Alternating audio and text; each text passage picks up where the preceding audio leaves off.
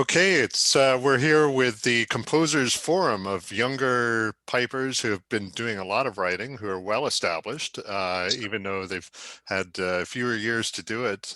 Been doing some great stuff over the last while, and the last year especially has been pretty productive for John Dew, Ross Miller, Craig Muirhead, and Kyle Warren. Thanks a lot for joining us.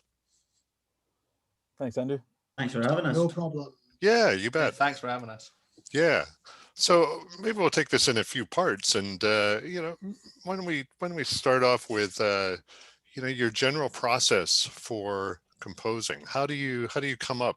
Where do you take inspiration from? Maybe John, why don't we start with you?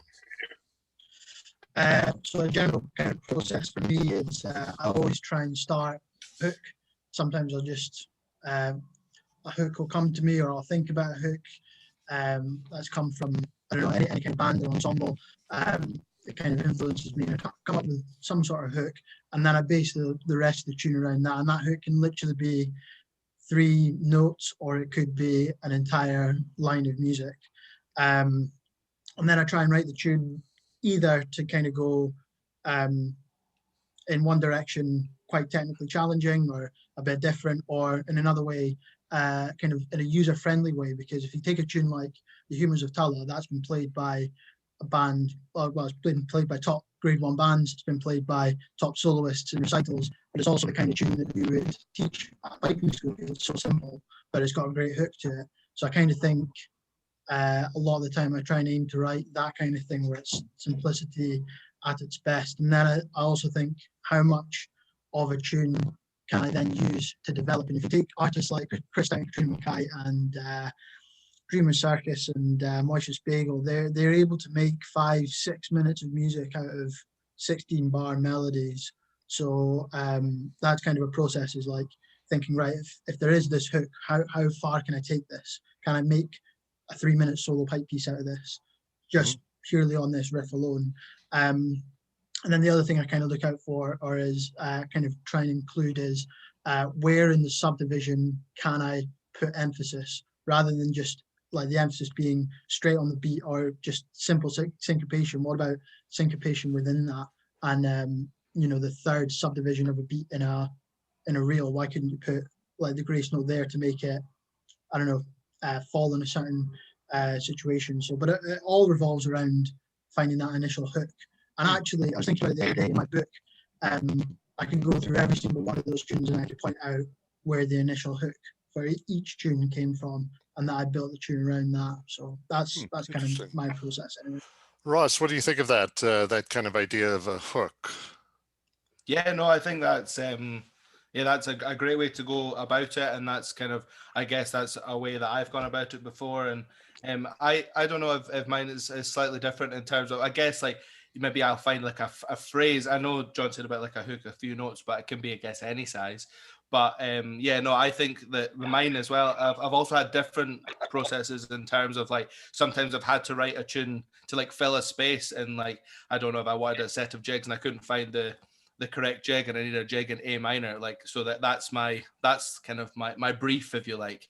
I'm looking, so that's kind of maybe what I've done more often, is like try and like fit things into like, or compose music and tunes for like a specific requirement, or like, I need a reel to finish this set, or I need like a slow air, and the other thing is, I guess, like kind of commissions as well. I've had a few of them, or for someone's birthday, like, oh, my dad would like that tune, or like my granny would like this kind of tune, and things like that. So like maybe a bit more kind of like trying to fit them into, and then you kind of take it from there, and then oh that's another phrase for like a different tune, and then you kind of start getting a few tunes out of like one idea, I guess. Interesting. Craig, you're on mute. It sounds like some of this is not so much waiting for the muse to strike, but kind of sitting down and with a purpose to compose. Do you take that sort of approach? Yeah, well, I'm possibly slightly different. It's a very long process for me, and I'm always really impressed by composers who take inspiration from one certain thing, a view somewhere. I think that's amazing. That's not how it works for me at all. Similar to these guys, but over a long period of time, I'll be out maybe running and think of something that I quite like, and then I'll sing it into my phone. And then at some point in the next, who knows, it could be weeks or months, I'll sit down and go through the phone and listen through different little ideas I've had. Then at that point, I beef out the whole thing. So if I've got a tiny little idea, I just write a tune from it. But like I say, that's not the tune done at that point for me. Then I'll leave it again. I'll go back later and think, oh, that's a lot of rubbish, and that's apart from another tune. What are you doing here? So as I'll process over months and sometimes years when I'm doing these things, which is why in that book there were 30 tunes, because it was only 30 that I was actually quite happy with, because I'm binning more things than I'm actually playing to anyone. Yeah, so that's Yeah. So and Kyle, what about you? Same kind of approach, do you find? Yeah, yeah, the guys. It's really interesting just listening. I guess you don't talk about it enough to each other, you know. Probably a bit of mix of everything there as well, you know. Like Ross mentioned, the brief idea, and there has been times where it gives you a bit of direction, and I guess that certainly can help, because if you're just sitting down to a blank piece of paper, sometimes, you know, where do you start at times? There's other times I'm playing the pipes, and I'm maybe just playing anything on the pipes for fun, and if I'm in jigs, I'll just keep the foot going, and I'll try and just hit a jig as I go, you know. And like you say, then you maybe catch a hook out of, I mean, you don't want anyone to listen to you doing that because you really are busking. But maybe at a wee point there something does happen, and then you find it from there. So yeah, there's definitely a bit of a mix for myself whether it comes to me. And I guess, yeah, if you are writing about, you got to record it on your phone, and you got to listen back in private as well. Some of those singing into your phone can be a bit embarrassing when you listen back and you think, scrap that idea, I'm glad I didn't show anyone that one. But yeah, hopefully there's a few wee gems in the hundreds that you end up having over time. But yeah, no, it's interesting to listen to the guys as well. Very similar. So, you know, it's always interesting to me, you know, I've look over there and shelves full of collections of music. You know, there are more tunes than anyone could possibly learn in a lifetime. So with that in mind, you know, why do you compose? Is it something that you have to do? Do you find it's just, there's no two ways about it? You gotta create. Ross, thoughts on that? Yeah, I think it's about, I guess, like having your own voice in it all. For me anyway, like yeah, you're absolutely right. There is far more tunes than but you might not like them all, and something that you like I might not like, or something that John likes I might not like, and it depends. So like I guess you're trying to create something that you would enjoy playing yourself, and also you hope that other people would enjoy it. And at the end of the day, I guess yeah, I think it's just about having your own voice. I think would be what I would say about that. Trying to kind of make your own music, I guess. Is and Craig, yeah, do you what about that idea of voice? Do you just you have to speak up through your music? Yeah, it's a really personal thing. I used to be really concerned about what if people don't like this tune, what if people don't like the music I put out. I think as I've got a little bit older, that sort of subsided a bit. And it's just about having a record of your work and your ideas written down for other people to hopefully play at some point. And if not, it's still there, and it's still your work. And it's important for any tradition to keep developing and people to keep contributing to it. You know, we celebrate the tunes from previous centuries, and you know, even at that point there were a wealth of tunes in the tradition, but people just continuously added to it. I think that's been what's so special about piping, really. John, thoughts on that? Well, for me, I think my priorities isn't necessarily like contributing loads of books, loads of tunes themselves, but it's more about it's a wee bit more about feel, and it's a wee bit more about, if you do have this one tune, what, like, I try and delve a little deeper into it rather than producing hundreds and hundreds of tunes. Like I want to put them to use, and there's plenty of tunes that I've written that I'm like, right, how can I use this more than just putting it on the shelf? You know, how can I do something with a guitarist and release a single, or I don't know, will this work if you rearrange it into different ensemble, or what happens if, like, I try and arrange it for a classical brass trio or a string quartet? Can I do something with it more than just put it on the shelf. And what I've tried doing over the past couple of years is, instead of writing loads of tunes, write fewer and do more with them. And that's kind of what I'm trying to do, and that's kind of why I do it. Because I don't know, like, if there's fewer tunes that are better and that you can do more with, that's possibly more important to me than writing 100. Mm-hmm. Yeah, and Kyle, you're on your second collection of music just came out. So, is volume of content, putting it out, creating volume and coming up with the one or two that might stick in in your mind. John talked about writing more with purpose for other orchestral compositions, let's say, but for pipe music specifically, is it a volume thing with you, Kyle? I think it was 10 years between my first book as well and my second book, so I guess that probably gives a quite good indicator of it wasn't just 1 or 2 years, and I don't envisage. Of course I would love to do another book, and I think it's about timing and more so it's about having the time to do it. It's quite a big effort, as the boys will tell you, obviously, to put a collection together, to get it good enough to release it, in terms of everything, from the design to the layout to obviously the music in it as well. And the funny thing is, when you release a book, do you think there's a couple of good ones in there, or they're all good? The ones that maybe are your favorite don't take off at all, and the ones that maybe were like number 50 that just made it into the collection becomes the one, that really, everyone seems to kind of go on about. So yeah, that's that subjective part to it all as well. So I guess, like as Craig said, if you can contribute to the tradition, if you can put your, if a few of your tunes do stand the test of time, well, obviously that's pretty special, but you can't say you want to do that. Or you can say you want to do that. You can't affect that too much, really, can you? You just have to let everyone else have a wee shot and see if they like it or not, and not take it to heart, I guess, if they don't. So maybe Kyle, stay with you. I mean, here we are in this never-ending pandemic and lockdown situation. Has it really sharpened your desire personally to create music? I think for me last year, I mean, obviously, again, everyone in different countries is feeling it in different ways at the moment. But it definitely, 2020, to have the book gave me a real focus in my own music. Obviously, the band finishes, I'm not doing any online competitions or anything like that. So you have to try and find something to keep you going, just musically, sane, I think, if anything else. So it did kind of, it gave me a great focus in that respect. I've still been writing since. So again, when you talk about, you think you might have a couple of gems, actually a couple of tunes I recently wrote, I thought, oh, they would have been good for the book. So maybe there's book number 3 just starting.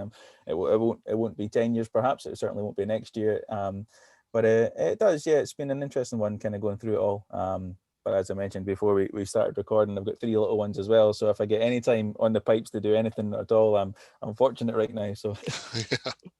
And Craig, what about you? As the pandemic sort of sharpened your focus, your creative juices? Well, initially it did. The first few weeks of the lockdown in the UK, I was writing tune after tune, like finishing one and straight onto the next. And surprisingly for me, there were some things I quite liked in there. Yeah, some I thought were half decent. But after about a month, well, I think what the pandemic's done for everyone, it's treated everyone differently, hasn't it? So, some people have found a real lack of motivation, and I'd say from about May through to November, I had that. I was playing lots in the house actually, which was great because I don't often get the chance to do as much of that. But as for writing, it really just dried up, and I didn't want to sit down and do it.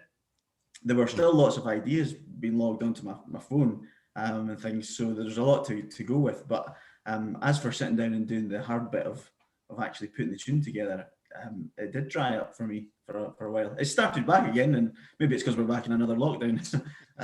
But it was interesting. I expected it to be far more productive than it was. Okay. And John, what about you? More focus, sharpen creativity?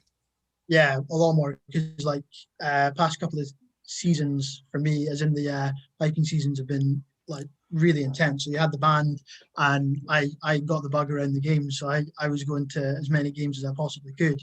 Then that all kind of stopped, and it was a wee bit of a relief, and I kind of went, I actually have all this time to actually revisit the projects that I said I would do, but couldn't because I was too busy practicing Crin Lewis.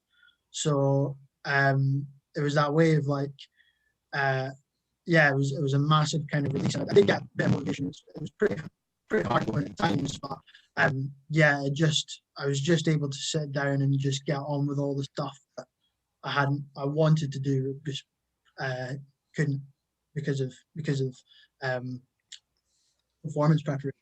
So Right. yeah, that kind of what happened to me. And so, Ross, you too, playing with a very demanding grade one band, but with the band more or less, on hiatus, plus the lockdown situation, you two been sort of more found yourself more focused, more creative? So I would say I was kind of like Craig in terms of it comes in peaks and troughs for me. I to begin with, I had actually so I brought out my CD just before the lockdown happened, and then I was away in Germany actually when it all kind of started to happen. So like I was really busy, and I was like kind of like one thing to the next, like John was saying, all these different things were happening, and then all of a sudden I had nothing on, and I was very much kind of like, oh my goodness, I don't know what to do with myself and my time. And I ended up just kind of doing the Netflix thing and all that kind of for a while. And then and then I tried to kind of think of like ways, I guess, to kind of innovate again. And I have been writing some things, as I say, I guess perhaps more with a bit of a kind of specific brief in mind and things. And then I did a bit of a kind of Christmas thing, and that wasn't composition, but it was at least a bit of creativity in terms of like, it got me kind of going, and I had something to get up in the morning for, I guess, kind of I've got to put that video out tonight. I need to kind of do things like that. And so that helped. And then off the back of that, that's actually really kind of kept me motivated. And I'm kind of looking into doing a book off the back of my album with some of my tunes and things from that. So like trying to kind of keep up the creativity spark that I got just before Christmas has definitely been my thing, because if like, and yeah, it's just everybody, as Craig says, takes it differently. So that's kind of where I was with it all. And we've always been kind of intrigued by times of struggle and wartime. If you take World War One, for example, a great era of composing for piping. Apart from having more time, do you think some of this kind of, I don't know, call it negative energy, gets transformed into something positive like this? What are the other factors do you think might be contributing to this great surge of composing in kind of creation and piping that I think we're seeing over the last year? Any ideas around that? Jump in, anybody? I think. Sorry, Go, Craig. Me.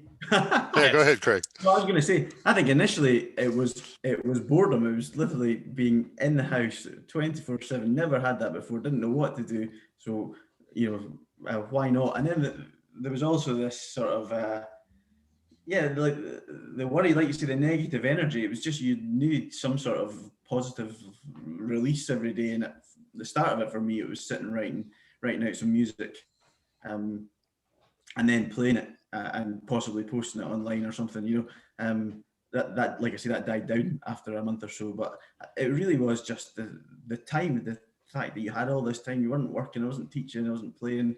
I just had that when I never really had it before. Mm-hmm.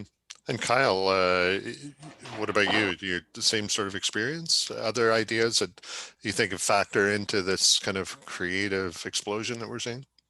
I think maybe partly it is like the kind of the modern world of like technology and the fact that you can do a lot yourself now. I mean, I self-published my second book, and the first book was through a label, so there was a lot, out of my hands there. So I guess you maybe do take inspiration from each other, and you see other people releasing their own material and doing it their own way. Maybe if it's a hard copy, if it's downloads and stuff as well. So I think because like towards the end of last year, there was heaps of books, right up to Christmas, and it's fantastic to see people bringing out books that maybe you didn't anticipate them doing that, or collections, with several composers as well. So perhaps it's maybe part of that as well. You're all feeling a bit more confident that you can do it yourself, and like Craig said, you've got a lot of time to potentially, put your energy into that right now. So maybe it was in a lot of people's minds over the years, as John had said as well, and it just gets to that point where you've actually got a little bit of time to do it, perhaps. Yeah. And what about other factors, Ross? Any kind of ideas that come to mind? Yeah, I think I actually was thinking about this one. I think that there's been like a lot more kind of emphasis put on composition in more recent times, and we're now kind of seeing the fruits of that, I guess. Like certainly since I started, and I don't know if it's just because I was younger and I didn't kind of see it, but I think it definitely is. Like now I've got young students who like are like, oh, I wrote this tune, like, can you listen to it? And like that's not something that I guess that I would really like I would maybe do it because I was a bit weird and different, but like but like my like quite a lot of my like my kind of peers growing up, you don't really hear us really speaking about that. It was always like, oh, how did you get onto that competition, that kind of thing, when we were growing up. But nowadays, like, there's more outlets for that, and I think kind of the youth band's been good for that here in Scotland anyway, in terms of like they're kind of trying to think about it a bit more. And then yeah, and there's been other competitions through this year. Yes, there's been the MSR and the PBRIC and things on the online competitions, but for young people there's been a few more creative competitions where you had to, there was one that you could play your own composition, there's been medley ones, there's like a freestyle event, I think, at the Piping Centre one coming up. So like I've got a few students that are thinking about that more, and I think that that's gonna have a kind of knock-on effect as we kind of go through, that there'll be more and more people kind of coming. And then also the degree course as well, that I think all of us did, like that you're kind of more even since it's now changed to a Bachelor of like performance instead of a Bachelor of Arts degree. I think now that I remember in first year I only had to write one tune. That was like the thing for composition, because it was such a small module. But nowadays I think John probably did the course at that time, but you're encouraged to write far more music, which I think can only be a positive thing. And Yeah, John, a lot more than one tune. yeah. And John, I mean, maybe you've got a kind of a perspective where you're trying to become a composer on all kinds of levels. You know, are you seeing that with some of maybe other people who are kind of in your same sort of trying to make a living out of being a professional music maker, basically? You seeing their experiences contributing to this? Yeah, I mean, kind of. I mean, when I came, I don't know how best to put it, but I basically found out that, you know, when I was a teenager, that writing tunes and putting them in a book and publishing them doesn't actually it provides for your income, but that's not like how you make a living from writing music. There's like this whole performance element of it, and we're all taking in different directions. Like with Ross taking with the Road Band, and you guys as well. Sorry, the other guys have done that as well. And it's just the direction I want to take it, and I want to fuse the classical element, because I have a bit of a classical background, and I just wanted to use what I know about that and kind of fuse the two genres. So that is just more the performance outlet. At the end of the day, whatever music you write has to get, the priority is to get it performed, isn't it?